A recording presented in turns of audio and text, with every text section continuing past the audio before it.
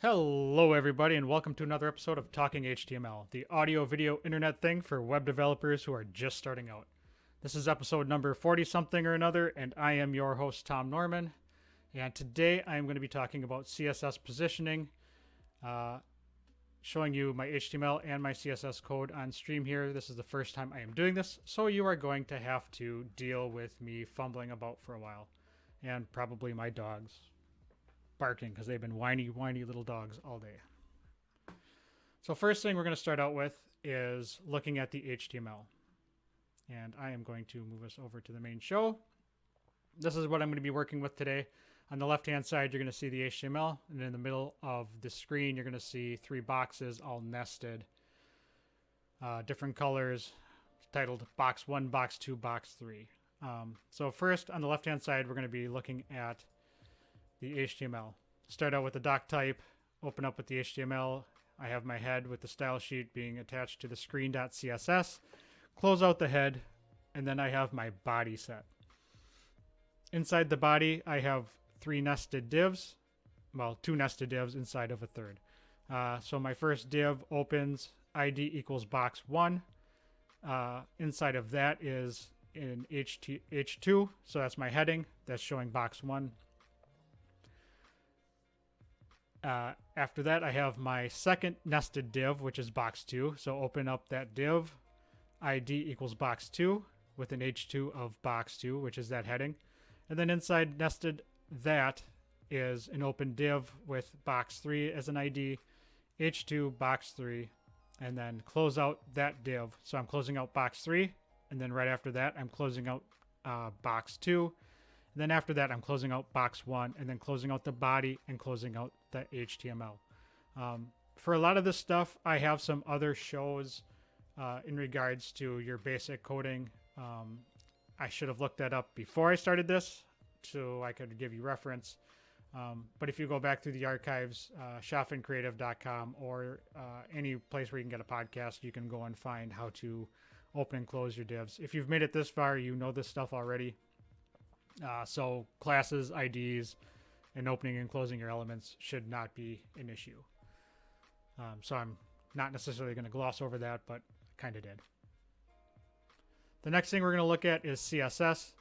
I start out with a CSS reset, meaning that my browser, I'm taking away all of the preset browser settings for my CSS.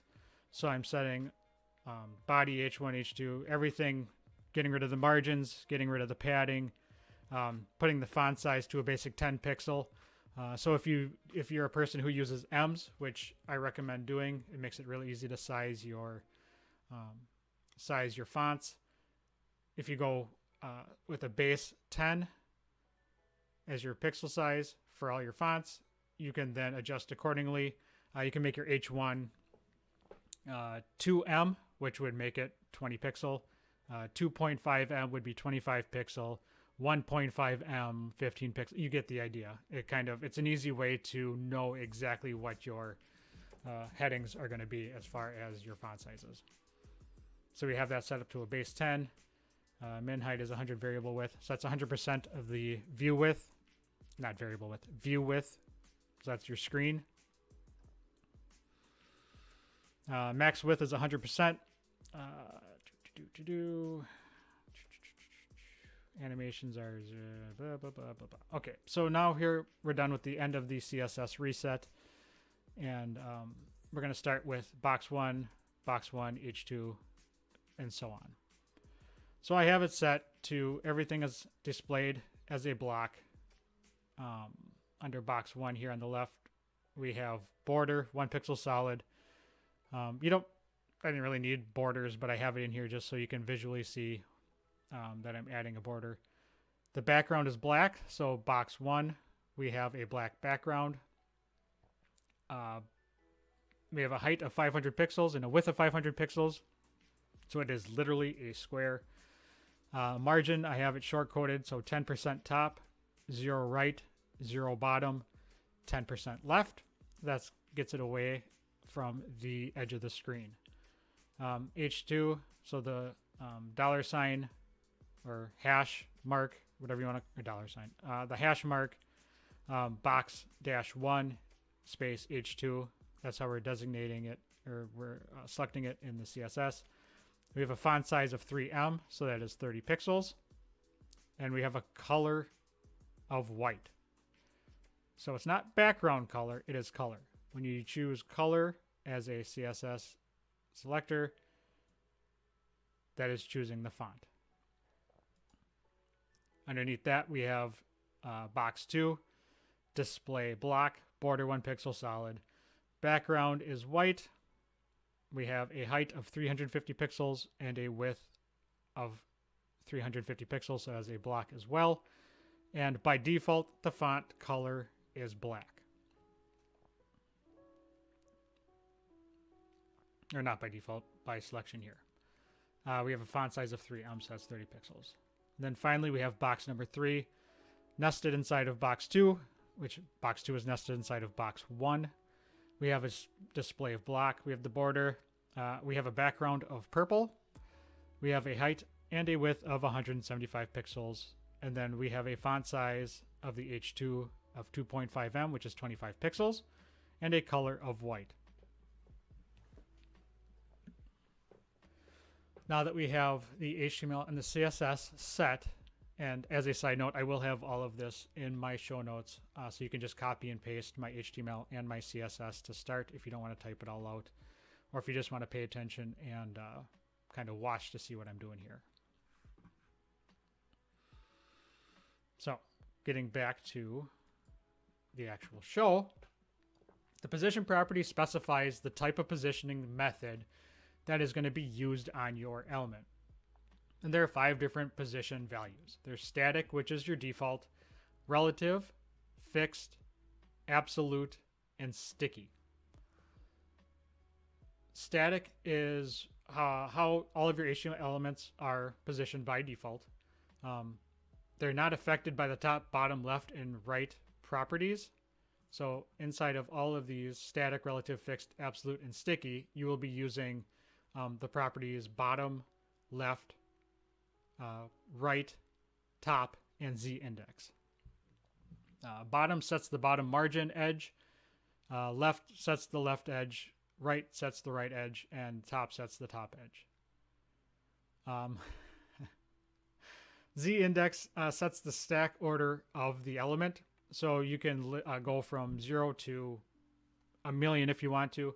And basically what that means is if you have boxes overlapping each other, the higher the number, the more to the forefront it's going to be. So if you have a Z-index of 0, a Z-index of 1, and a Z-index of 3, the Z-index of 3 will be on top, Z-index of 1 will be the middle, Z-index of 0 will be the bottom, and you can kind of rearrange your items based on how you want them to look stacked on top of each other.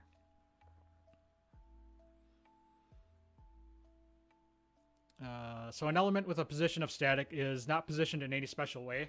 It's basically always positioned according to the normal flow of the page. Meaning that if I have all 3 of my items nested, as you can see, then that's just the way they are. It's relative. It's static. It's where I stuck them in the HTML. Next, we're going to talk about relative positioning. Positioned relative to its normal position, so it is relative to how it's supposed to be. So setting the top, right, bottom, and left properties of a relatively positioned element will cause it to be adjusted away from its normal position. So if I give it a position of, let's go box 2, we'll go position relative, and then we'll give it left 10 pixels. I'll save that. And now once I refresh this, it moved box 2 and its contents 10 pixels to the left or to the right. Positive numbers will move it away from the edge. So in this case, it moved it to the right. If I would have done it negative, it would have moved it to the left and outside of the box. So to see that, we'll give it negative 100. Save it. Refresh this. And now it moved it 100 pixels to the left.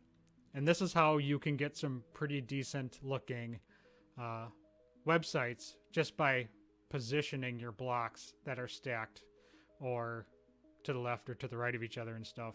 You can overlap them like this. So now if I did the same thing to box 3, we're going to go box 3, position, relative. We're going to go left. Let's go 250 pixels. We're going to save that. Go back to this and refresh that. And now we have an overlapping style. We have the box 2 overlapping the left and breaking out of box 1. And we have box 3 breaking out of the right-hand side of box 2 and overlapping, covering up a bit of box 1. So now we have some design elements, just basic design elements for these 3 boxes that aren't just your basic. Here we have 3 stack boxes. Now I'm going to remove this so we can start over. And basically the same thing. You go top, and I'll just show you top here real quick. We'll change the, in box 3, we're going to change the left 250 pixels to top 250. We're going to save that. And we're going to reload this. And now box 3 has almost completely broken out of the bottom end of box 2 and has broken out of box 1. So just by changing top, left, right, bottom, you can change the actual location of the box without changing the pixels at all.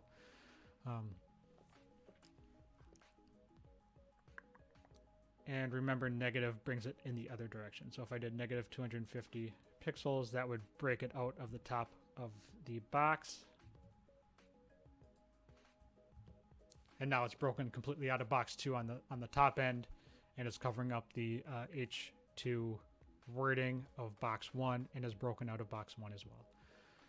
So play around with it. Relative positioning is really cool when you're trying to move your elements, even just slightly, 10 pixels, 15 pixels, 3 pixels. Relative positioning is really handy and really useful when you're trying to get down to the granular,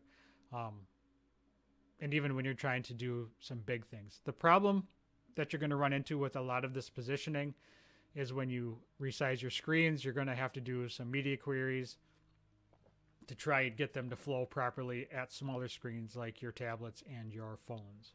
So something to keep in mind, that just because I have it like this on a desktop doesn't mean that this is how it's going to look once it shrinks down.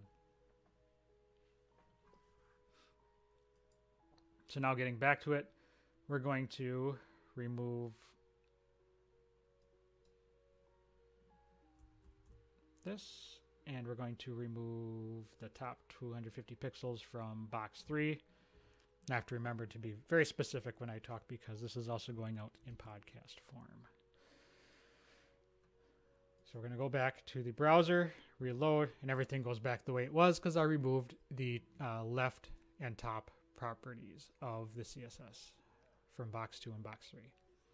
So now we're starting back to our base level here.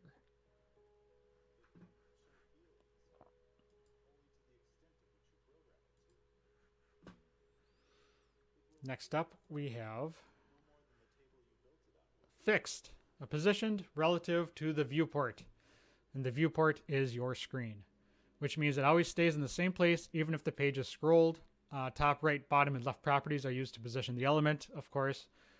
And a fixed element does not leave a gap in the page where it would normally have been located, meaning that if I were to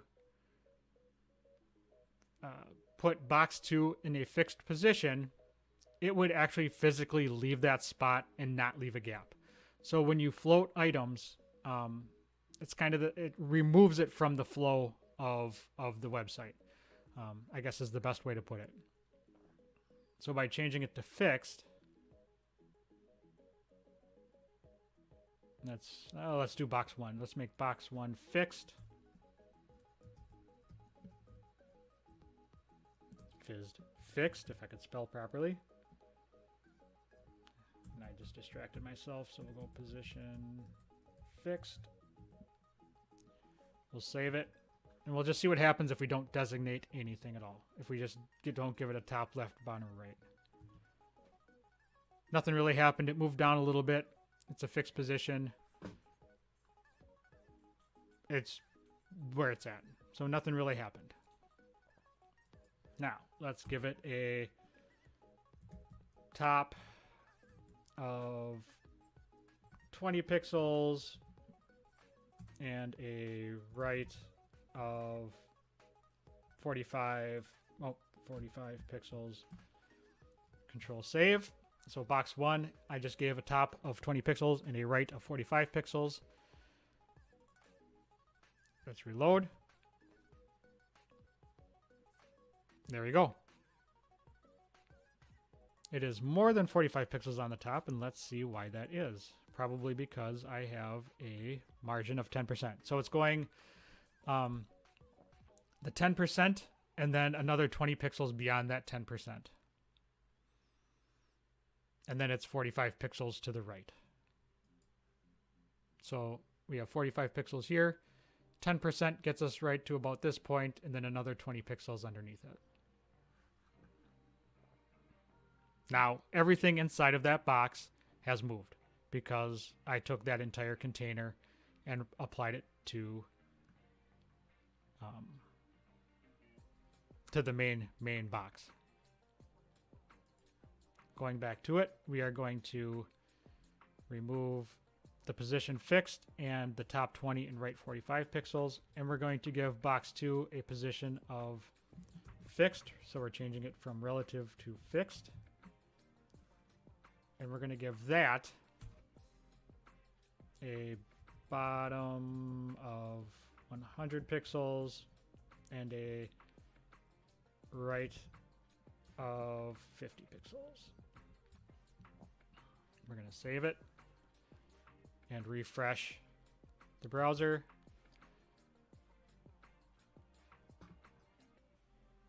There we go. So the box 2 has moved. It is 100 pixels from the bottom, 50 pixels from the right.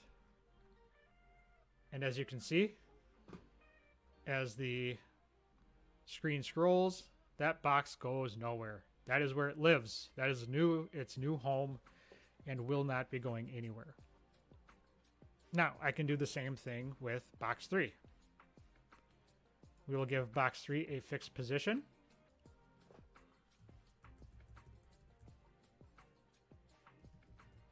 Not foxed, fixed. And we'll give it a left. Man, my typing is atrocious today. Left, 45 pixels, and a top of 1 pixel. We'll save it. We'll go back to the browser and reload it. Look at that. Box 3 is now in the upper left-hand corner of my browser. Box 2 is staying in its position towards the bottom right-hand corner of the browser, and box 1 is where it should be and moving when as I scroll. Box 3 does not move. Box 2 does not move. We are set for my wonderful design, and this is how fixed positioning works.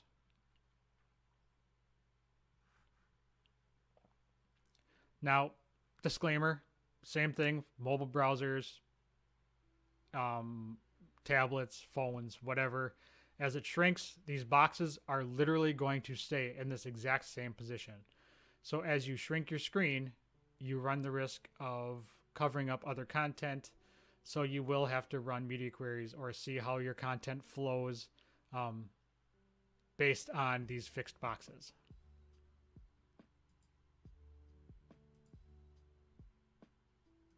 So I'm going to go back to my code. I'm going to remove the top and left positioning from box 3. And I'm going to remove the right and bottom positioning of box 2. I'm going to save it. Refresh, and everything goes back to the way it should be. Oh, but look at that. I still have it set as fixed. So they are not moving. So even if you remove top and bottom, left, right, the properties of it you still get, as long as it's set as fixed in its original location, it will stay fixed in where you set it. So as you're deleting your code in CSS and trying to fix things and troubleshooting, if you have items that are not moving and stuck in place, that is probably your issue, is that you have it set to fixed. So you'll just need to go back into your CSS and remove that.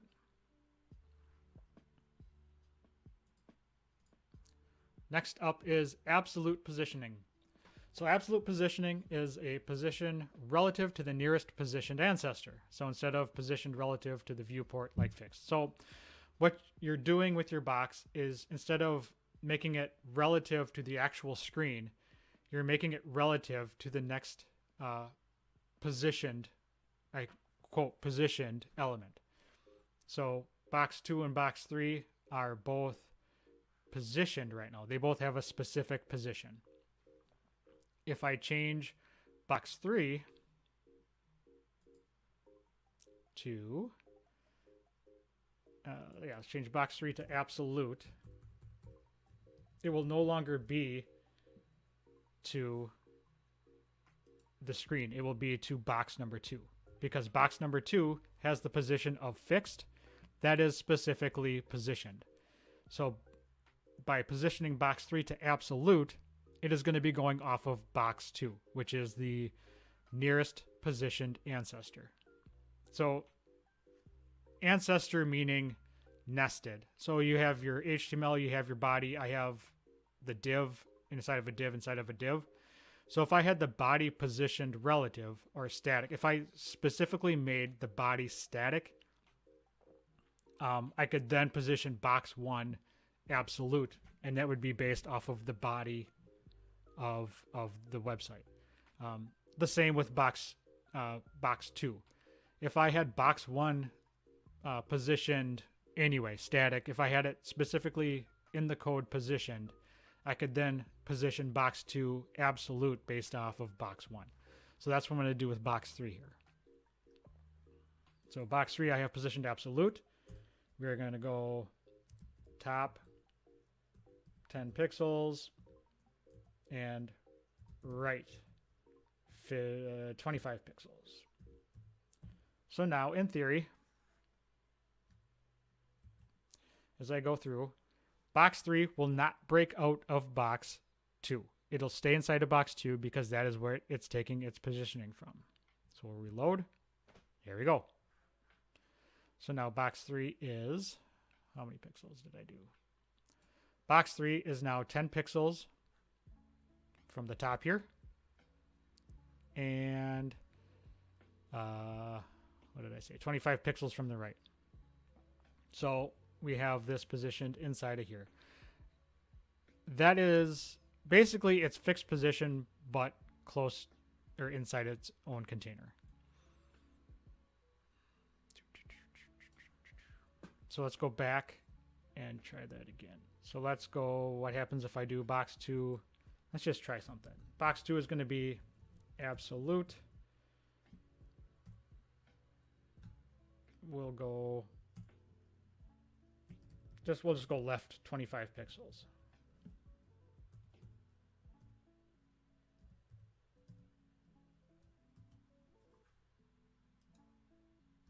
Reload. Now it's going absolute off of the screen, which is the HTML, because how does that work? You know what? I'm actually stumped myself. I might have to look that up. I think because HTML itself, somebody can probably correct me at some point, which I'm sure I probably will, but the HTML document itself is probably specifically positioned. So that's probably what it's doing. You know what? I'll look that up and I'll get that back to you next episode. Stumped myself. Or surprised myself. However, let's actually do that again. So let's go left 25 pixels.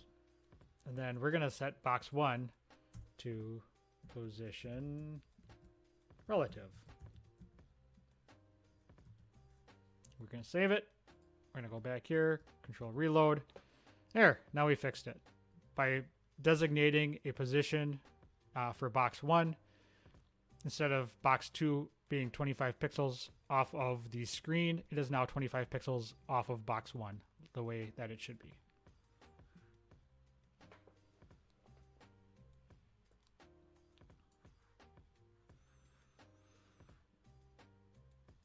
Going back in, we'll remove that position there. We'll save. We'll go back to the browser, reload. Box 3 is still where it's at. Box 2 is back to the side of box 1 because I took away its left positioning of 25 pixels.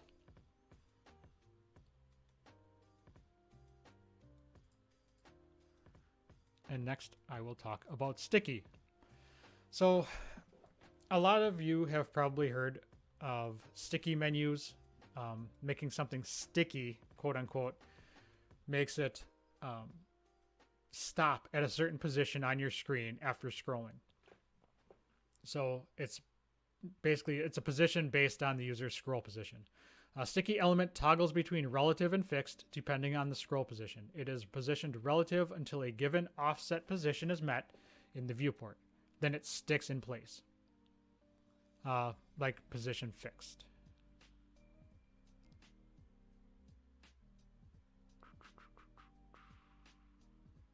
So we'll give it, we'll go back to the code. And I'm going to remove the, now how do I want to do this? Because if I don't have enough content to show. Let me see here. I know what I'll do. I will attempt to make box 1, we'll make it position sticky.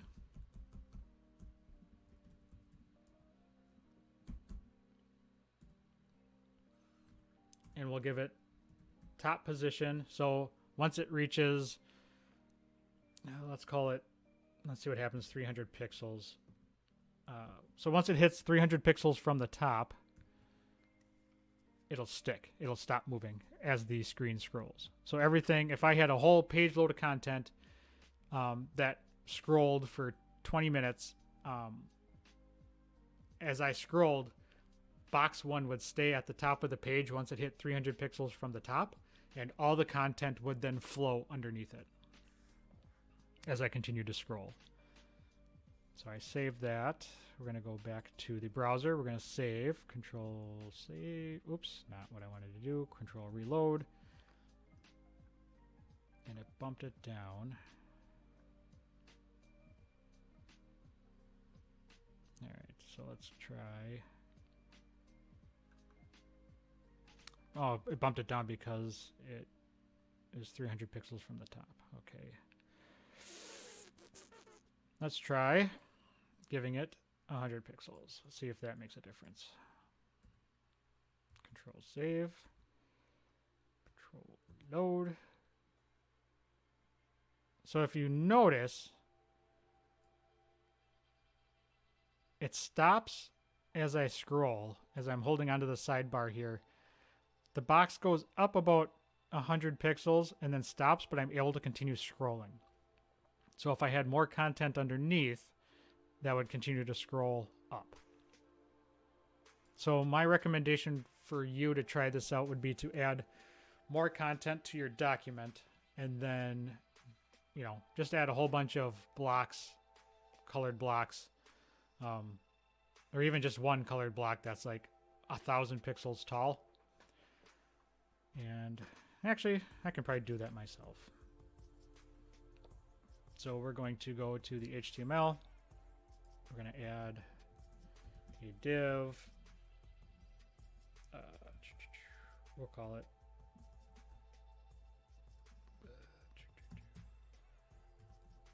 ID equals box 4.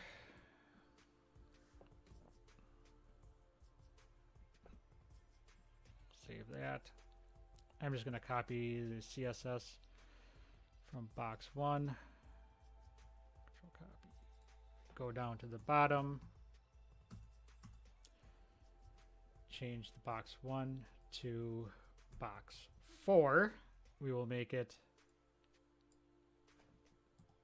1500 pixels. Oh, nope. We want it 500 pixels wide. We want it 1500 pixels tall. Definitely not sticky. Definitely remove the property there. We'll do this real quick, see what happens. Let's go back here, control reload. Now we have a box there, and we want to change the color so you can see. We'll make that color orange.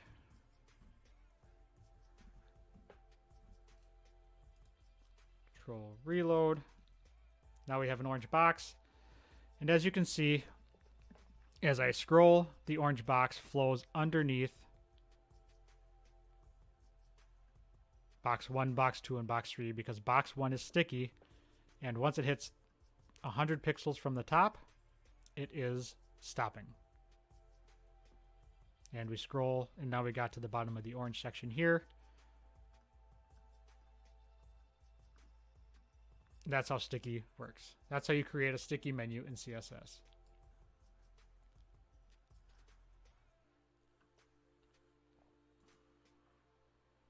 So kind of as I was talking about earlier, overlapping elements.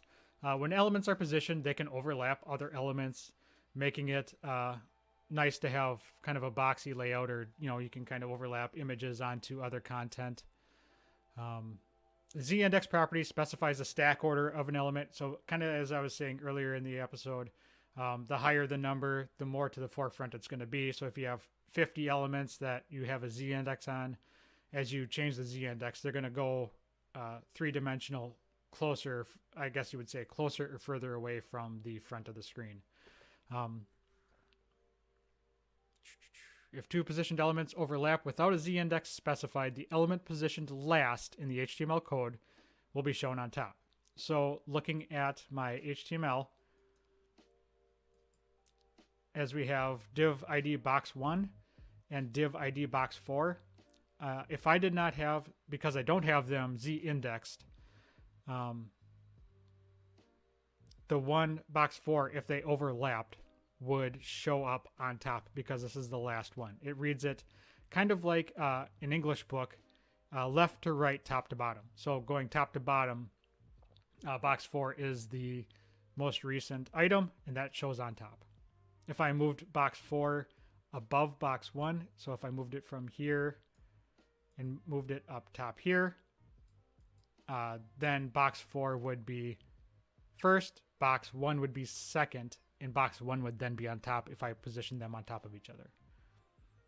If that makes any sense.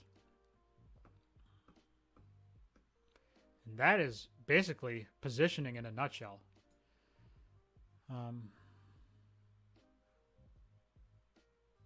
I can do this again sometime if anybody needs a refresher.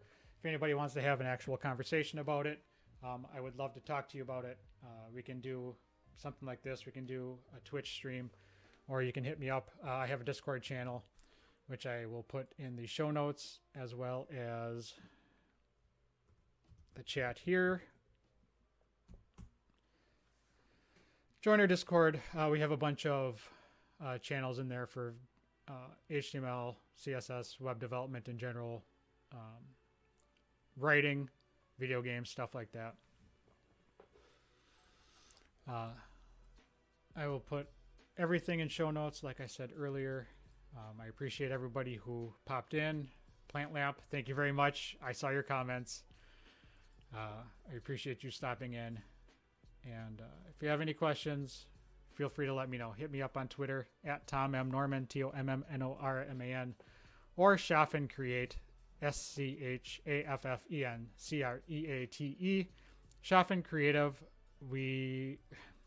Damn it, plant lamp, you're distracting me.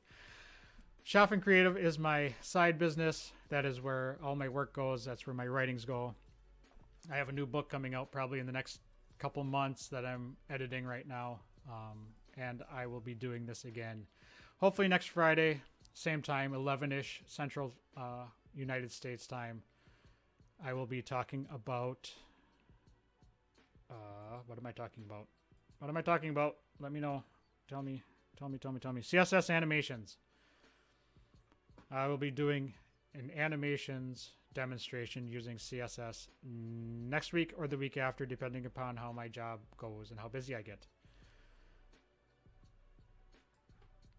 So, thank you very much for coming. This is Talking HTML. This is the fun. This is the new hotness. I hope it worked out. And hopefully you got something from this. Until next time, thanks for stopping in.